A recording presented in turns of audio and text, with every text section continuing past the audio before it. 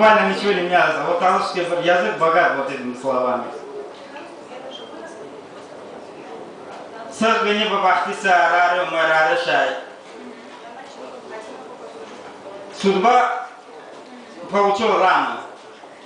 Она пришла как быстро, так и ушла. Никогда не сел на корону. Вот эта судьба никогда не сел на трон.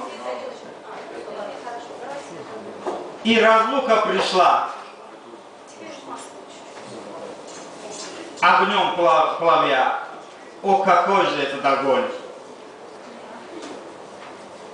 Вот последний куплет — это философические мысли.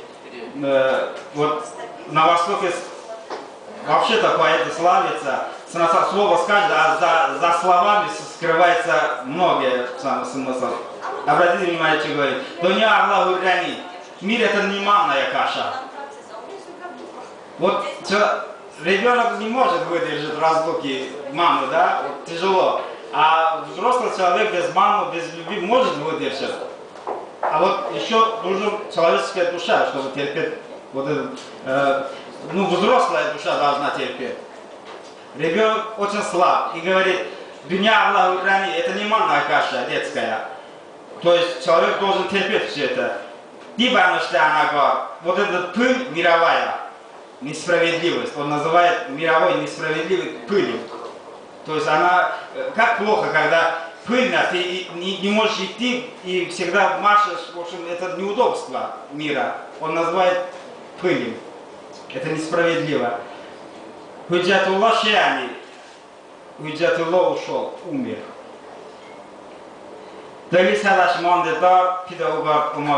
Ушел со своей горы. Теперь мир, исправляйся, или хочешь, не хочешь. То есть неважно для меня, исправился ты или не исправился. То же самое можно сказать. Он обращался этими словами к своей невесте, но основное он хотел сказать, что желает Талаши. Даже вот объясняя в любви, он хотел сказать, что вот мир несправедлив по отношению к Талашам, талашским поэтам.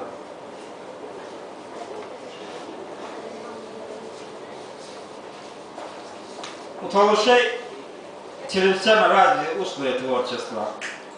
Но у нас просто сейчас, я думаю, я буду времени тратить на это, читать творчество. Но я вам расскажу лучше, что интересно для обыденного человека. Например, у Талашей лай-лай. Слышали лай-лай? Это колыбельная, да? Колыбельная. Вот это колыбельная, да, даже колыбельная чувствуется горе Талаша. Например, когда я слушаю лай-лай, мне кажется, женщина потеряла своего мужа. Сидит на колыбельную, она так поет, я не знаю, вот, как можно так петь для своего, неужели ты своего ребенка не любишь? Неужели нельзя нормальный лай-лай? Но она так читает это лай-лай, как будто она потеряла своего мужа. А на самом деле Талаши много. Это рискованная жизнь, когда ты сам не можешь создавать свою жизнь, да, как тебе подобается. И вечно ты в этой жизненном пространстве мучаешься добывать еду для своего малыша. И вдруг ты погиб. И твоя жена остался с маленьким ребенком. Вот я, конечно, не хочется мне что о грустном много говорить. Вот вся наша жизнь — это грусть. Дай Аллах, дай Бог, в будущем мы это исправим, потому что уже Талаши не те Талаши. Даже если я могу это высказать вам, это значит, что это уже не умерший Талаш. То есть это рождается, Талаш рождается.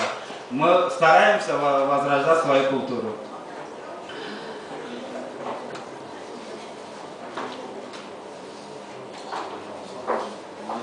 Вот к чему я привел свой разговор. У Али Насира, это 6 лет Али Насир сидел в тюрьме. Из-за того, что в 93 году Талаши просто хотели в составе Азербайджана иметь автономию. Чтобы иметь свою школу. Чтобы иметь на своем родном языке иметь телевидение. Вы понимаете, что такое СМИ, да, информация, которая без информации, без СМИ тяжело народу выживать. Он должен слушать, он должен думать на этом, а большинстве, к сожалению, талыши или думает по-русски, или думает по-азербайджански, или думает по-персидски. То есть думают, потому что как ты слышишь, так и думаешь. А это редкость, когда многие талыши сейчас вот начали уже думать по-талышски. Другого выхода не дано. То есть если мы будем думать, даже если про судьбу талыши мы думаем на другом языке, народ не выживет. Народ живет, когда у него язык живет. А этот язык — это СМИ, то есть информация. Получаешь информацию, передаешь информацию. Это есть народ. Его арестовали, 6 лет в тюрьме сидел. И... Ой, опять же тяжело. Вышел из тюрьмы, пришел домой, весь дом в пыли. Его дом, отцовский дом. Его жену все в Баку жили, а пришел он в деревню, в Ленгарам, увидел отцовский двор, вырос колючками. У нас талышская земля — это колючка. То есть если не очистить, она зарослями растет.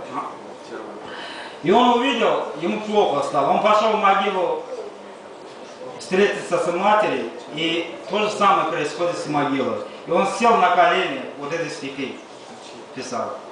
Если позвольте, я прочитаю вам.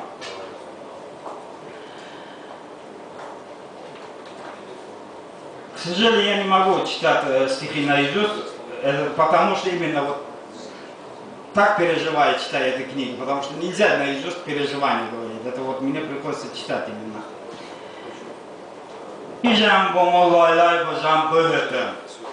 Это он говорит на колени перед могилой мамы. Ижам бомолайлай божам бöhötəm, pakşim qata boşluğamdı şinam. Bayarasni sasır şehir böhötəm, çiçim vöte baynamandı şinam. Учиман шаир занды шинам. Последний стих, последний вот строк, он говорит: зачем же ты меня поэтому родила, мама, сладкая моя. Сорта шинелайлай поможай, да сорнабе чайлайлай куможай, даян чему сфярыжым рахай, даян чему шоярыжым рахай, шоим рег дардым банде шинаму, учиман шаир занды шинаму.